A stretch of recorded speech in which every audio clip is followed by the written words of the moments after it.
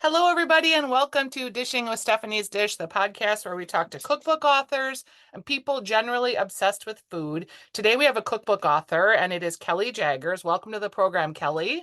Thank you so much for having me. Yes, so you wrote something that I find really fascinating. It's called The Ultimate Meal Planning for One Cookbook, and you previously wrote The Ultimate Mediterranean Diet Cookbook for One. Mhm. What got you into like cooking for one person? Because I did notice that you're now married. I am married. So just because I'm married doesn't mean I don't understand the ins and outs of what people who are solo might need. Yes. I do spend a few days a week at home by myself. My husband works. Sometimes he travels, and on those dates, I'm just cooking for me. I don't have kiddos, just me and the dogs. So it was important for me to learn how to scale down recipes so that I could enjoy them just for myself without having excessive leftovers. And that just really parlays well into the book series that I've been working on.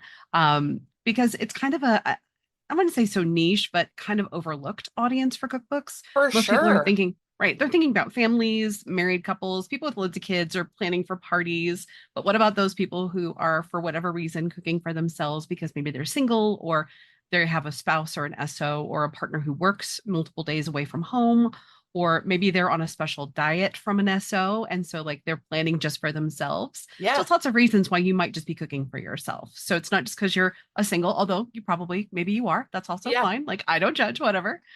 So, yeah, it was important for me to kind of fill that gap and to help to fill out that market a little bit. I feel uniquely interested in this topic after just having spent 2 weeks with my mother-in-law, who's 92, and Mhm. she still does all her own cooking.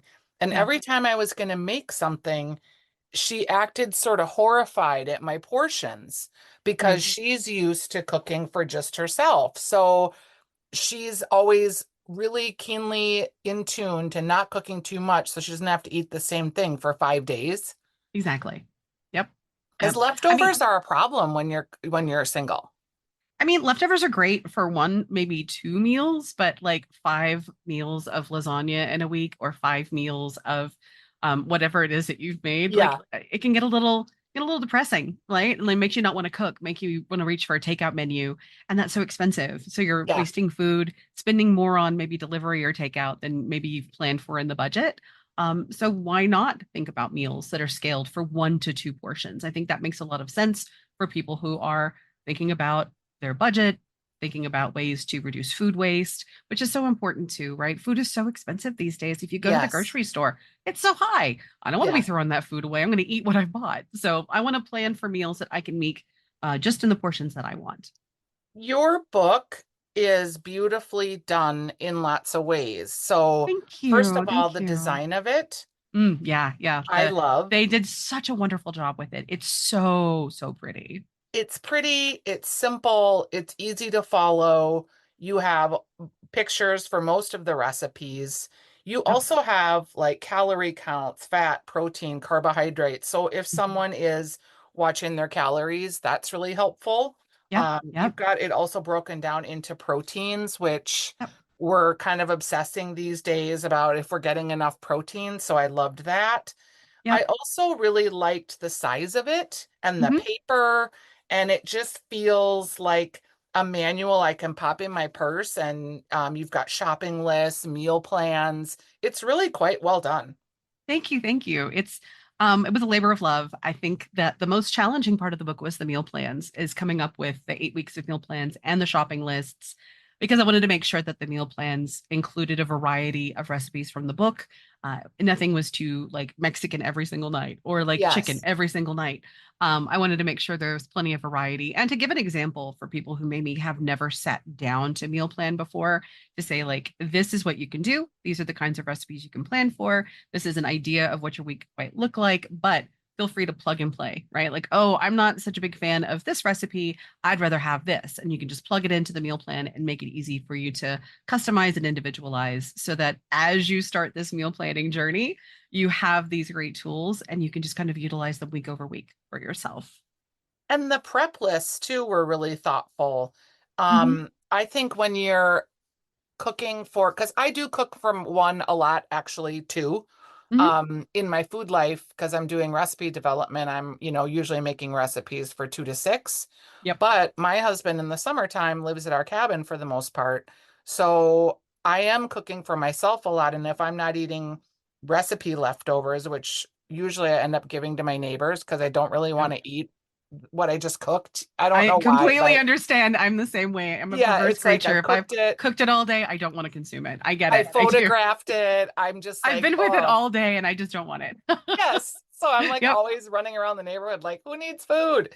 Who's hungry? I Yeah, have meals. Please take these foods from me. yes. So like then I'm just myself and I'm like, oh, Mm, well, okay, what am I gonna just make for myself? And I yep. always end up making too much. So then I've got like food and I'm very conscientious about food waste too, but Mhm. so I really enjoyed the way that the book was put together. How did you get into cookbook writing? Were you a blogger first? I was. So I had a blog. It still exists out there. I'm not updating it obviously, but it was evilshenanigans.com. The shenanigans are evil because they're good for your taste buds, but maybe not so great for your waistline. And I started working on that blog when I went to culinary school. I was going to culinary school to become a baker. I wanted to open my own bakery. I had these really grand plans. And I walked into bakery pastry management, one of my last classes from my degree. And the teacher came in and she said, I'll never forget. She said, first thing she said before she even introduced herself was 90% of bakeries fail in the first year. It's about $1 million total investment. And I was like, and with that, I'm out. I am risk averse. I know how hard it is to earn my money, and I was not interested in that. So now, what do I do with this education I've acquired? I don't want to work in restaurants. I didn't want to have that kind of like, chefy lifestyle. That's not Yes. me. The bear So doesn't I appeal to you. no, no, I am a gentle soul. I don't think I could handle it. I would cry every day. Yep. So I started writing a blog during my culinary school journey, and so I just kind of focused in on that for a while, trying to figure out like what am I going to do. And about a year into working on the blog, I received an email from a publisher asking if I was interested in working on a book on pies. And I looked around and said, "Are you sure you mean me?" And they did. And so I wrote my very first book, which was the Everything Pie Cookbook. And Oh, since I think I've then, said that. Yeah. yeah, okay, okay, yeah. And so since then, I've written a number of books for my publisher. I write roughly one a year right now. So I do the books and also the photography as well. So on top of the books I write and shoot, I also shoot photography for other people's cookbooks. So it's been Okay. a lot of fun. Yeah, just like a nice little transition from like culinary school, I want to be a baker, to now I write cookbooks and study food for a living, and it's the best, and I love it. And you're not doing or you're not updating your blog at the same time. So your whole focus is really on your cookbook each year. Yeah, yeah. It's a labor of love. It's one of those things that you've, I think, written a cookbook, so I think you Yeah. understand. And developing recipes too. It's one of those things where I want them to be right. I want the recipes to work. So I do spend a lot of time working on the recipes, thinking about ingredients, studying what's trending, but also thinking about what will still taste good in 10 years. So I want things to be up to date and current, but I don't want them to be so up to date that people are like, oh, we're so over this, you know? Yeah. So I spend a lot of time thinking about those things. So yeah, that's what I do. I do photography, I do the cookbook writing, and then I also do a little bit of light personal chefing and catering work in town. So Okay. Where do you live? I live in the Dallas Fort Worth Metroplex. Oh, So nice. yeah, yeah. I was just doing a cooking demonstration yesterday from my cookbook, and there's a recipe in there for King Ranch chicken. That was my Mm, mother-in-law's from Houston. And I know in Texas, like everybody knows King Ranch chicken is like our yes, wild rice soup. yes, And yes, everybody exactly. was just so impressed with this King Ranch chicken. And I was like, people, I did not invent this thing. This has been being made in Texas for some time. It's Yeah, called it's from the King casserole. Ranch. Yeah, it's from the King Ranch, and it's yeah, it's very, very famous in the state. I think everyone grew up eating it that I knew. So Yeah. And it mhm. is delicious. So you It's very can tasty. look up Yeah, a no, it's recipe for it's one of that. those things you kind of can't go wrong with. So No, and they were asking me all these intimate questions about like the tortillas and what kind and how long they last. And I thought, oh, this is when you write a cookbook, you're writing it in your own vacuum, essentially. And these are the kinds of questions that cooks have that I wasn't thinking about when I wrote the recipe.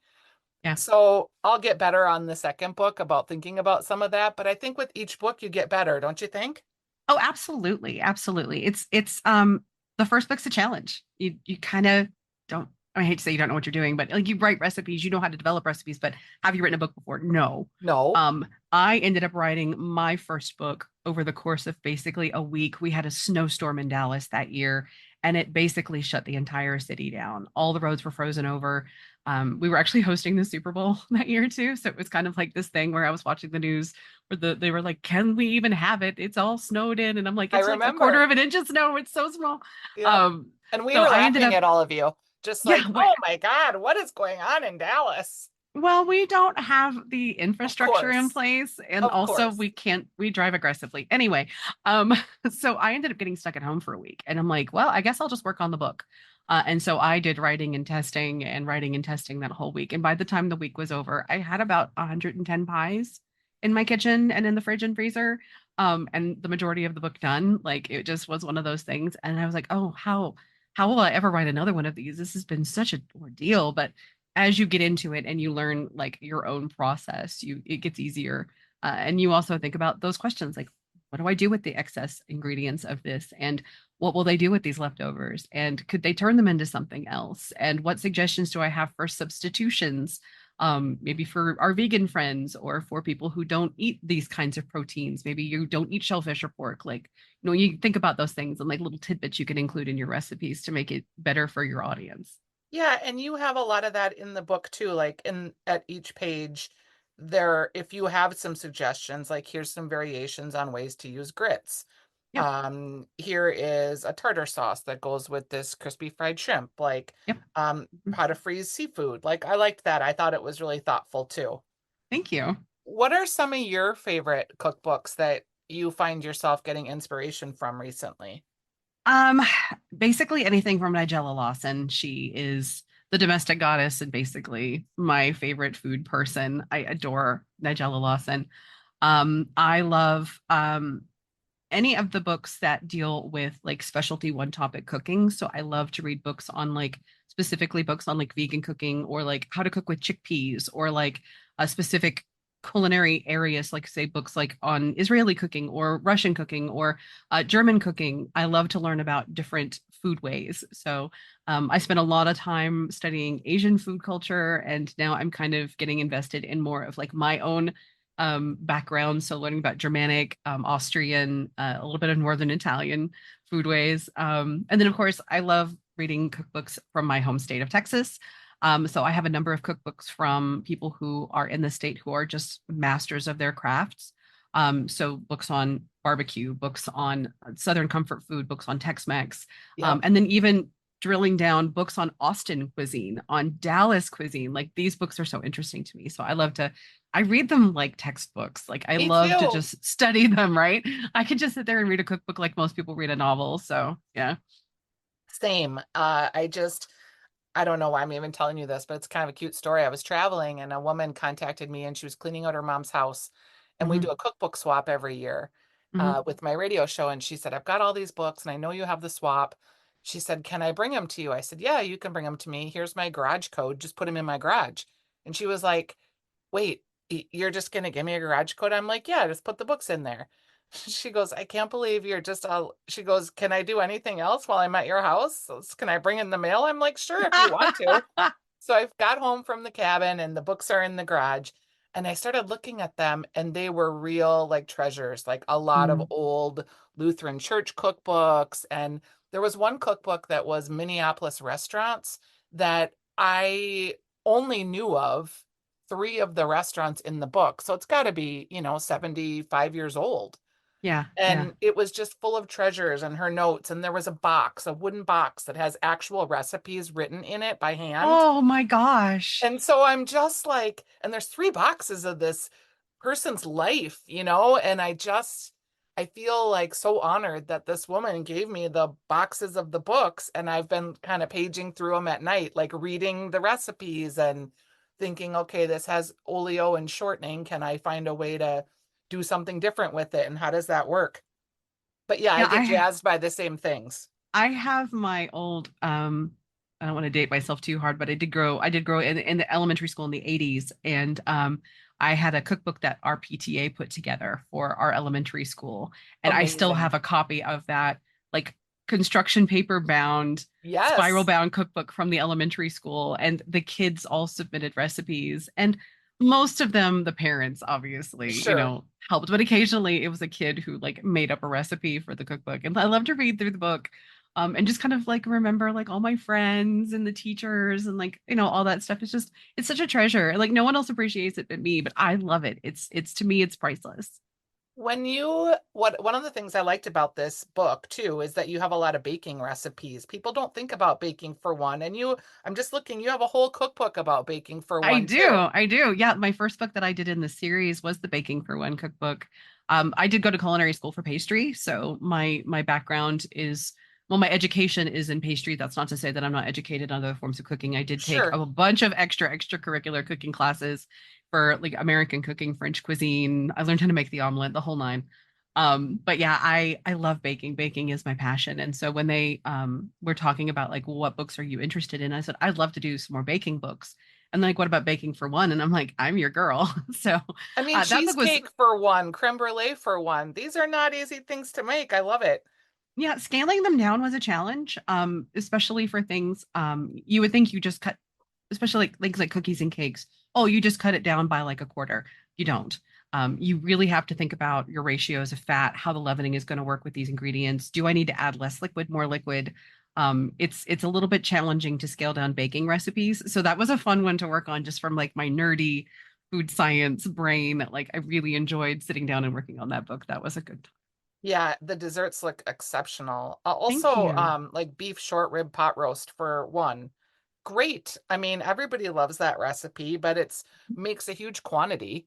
It does. And short ribs are perfectly portioned, right? Like you think of a Yep. short rib, generally the kind you get in the grocery store have the bone on and a big chunk of meat on top. That's already portioned for one person. So that's a little bit of work. And then the extras can be wrapped up, stuck in the freezer, and you can braise them another day or make more pot roast or whatever you want to do. And a lobster mac and cheese for one. I mean, please. Yeah. I mean, if you're gonna have mac and cheese, why not have some lobster too? Right? And Like, like you're only if you just make it for one, here's, because I'm always obsessed with how much I'm eating. Like I can't overeat it, right? I can't eat nope, half the pan nope. because I've only made the portion for one. So I like that too. But like you get the satisfaction of eating the whole pan. Yes, it's a shortcut. It is a Okay. shortcut. It's a little brain hack too. Like I get to eat the whole thing and then you eat the whole thing. I love that. Yes, all by myself. Okay, do you do social media? I do. I do. You can find me on Facebook, Evil Shenanigans. I'm on X. That would be Kelly Jaggers, Instagram, Kelly Jaggers, on Threads, Kelly Jaggers. So you can find me on all the major socials. I don't TikTok. I'm on there, but I don't actually do anything on TikTok. So, it's not for me, but that's I okay. Not do everything it, is. but it's I don't know. It's like I have a love-hate relationship with it. Yeah, When I you just are doom scroll through to TikTok all the Yes, time. absolutely. Yep, yep, yep, yep. Okay, hold on one second. Mhm, My dog is barking, so I'm just going to pause 1 second. All right, so when you open your, let's say, Instagram mhm. and a reel pops up from someone, who do you love to follow and love to like watch their stuff? So I follow such a wide variety of people. My Instagram is strictly curated to be food, hockey, and dogs. Like my three favorite things in life. Are you a hockey person? That's so Uh, funny because I am a Minnesota's the hockey hockey fan. state. I'm a huge hockey fan. I love the Dallas Stars. I also like the Calgary Flames. I have lots of teams that I like to follow, but I'm a diehard Stars fan, so it was I a gotta be heartbreaker. honest, every time I hear someone say the Dallas Stars, it still have like a pain in my heart because they were the Minnesota North North Stars for Stars. That's forever right. That's and right. still are like, I don't know, just in my heart and in my like growing up childhood and I don't know, like Mike Modano and just I it's so know. I funny. know. They all I come back know. here too. I know. Well, Mike Modano works for the Wild now, so that's He exciting does. for him. But we He got it. We does. have a statue down here in Dallas. Anyway, uh, He was my neighbor. was he really? Yeah, he Oh, didn't that's live in wild. Minnesota, but Hmm. when he came here as a kid in, I think it was probably high school or junior high to play, Hmm. he stayed at our neighbor's house. They like kind of helped raise him and knew his Yeah. parents. and actually dated my sister for a hot minute. So Oh, we're big wow. fans of his and his wife, and they've Oh, done so much good work too. that's crazy. Well, yeah, he's kind of a great guy. We like Yeah. him down here too a lot. So Oh, that's so anyway. funny. Okay, so So you yeah, know so reels that hockey, I'd want to see. So anything from some of my favorite fiction authors. So like Deanna Raybourn, Tess Gerritsen. I love to see reels from the authors I love. I love to see reels from like New York Times Food, from Tasty. I love to watch those little quick videos where they put things together. I know it's unrealistic on the timing and it makes it look a little the easier than hands it is. videos. Yeah, hands and pans. But I'm kind of addicted to watching them. They're so Yeah. satisfying to watch it like ingredients to completion. Obviously, we talked about Nigella Lawson before. I will talk about Nigella Lawson until the end of time. I adore Yes. Nigella Lawson. But then like all of my friends, people that I've known for years who work in food, I'm just thrilled to see what they're doing and the content they're producing. So Bake It 360, my friend Bridget, Bake It 350, I'm sorry, Bridget. She's one of my favorite like dessert bloggers. She makes the most beautiful cookies. And so like she'll post reels about like, dessert she's making, cookies she's decorating. I love to see those kinds of things. Yes. So yeah, like it's just basically like all of my friends and people who work in food. And then of course, dogs. We rate dogs is another one. Like if there's a cute puppy to be seen, I want to see the puppy. So Yeah. yeah, yeah. I've sort of become obsessed with animals eating, like Sure. the hamster eating a carrot or Oh, the little crunch crunch noises is just, oh my gosh. Love it. Love it so absolutely, much. it's so cute. Yes, And yes. also there's one where there's like a monkey that's feeding a rabbit. And I don't know why, but that's I've Yeah. become obsessed with. Yeah, there's one Instagram account that I like to follow, and it's a person, and they have these two very wild little beagles, and they set a table up and they make food for the beagles, and then the beagles jump on the table and eat the food, and he's trying to stop them, and it's hilarious. And I know it's all set up, but every time I get sucked in and I laugh every single time. So There's yeah, also the one that's like that where it's a pit bull that has hands with gloves and it's I've seen making, that. yeah, Yes, like the food, but it looks like the pit bull's making it and he has really funny yes, kind of expressions on his face. yes, yes, yes. And see that combines two loves, the food and the dogs. So, Sure. yeah, no, it's Absolutely. the stuff you see on there is pretty wild. But Well, yeah, it's I been love fun talking with you. it's been so nice to talk with you. Thank you for having me. Yeah, it's the ultimate meal planning for one cookbook, and your publisher sent me a couple. So I'm going to do a giveaway with one when I put the Yay. podcast together. So I'll give one away to someone.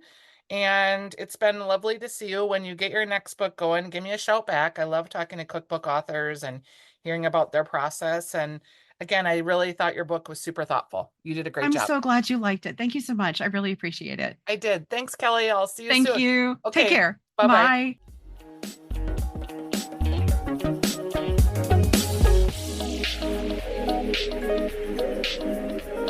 Bye.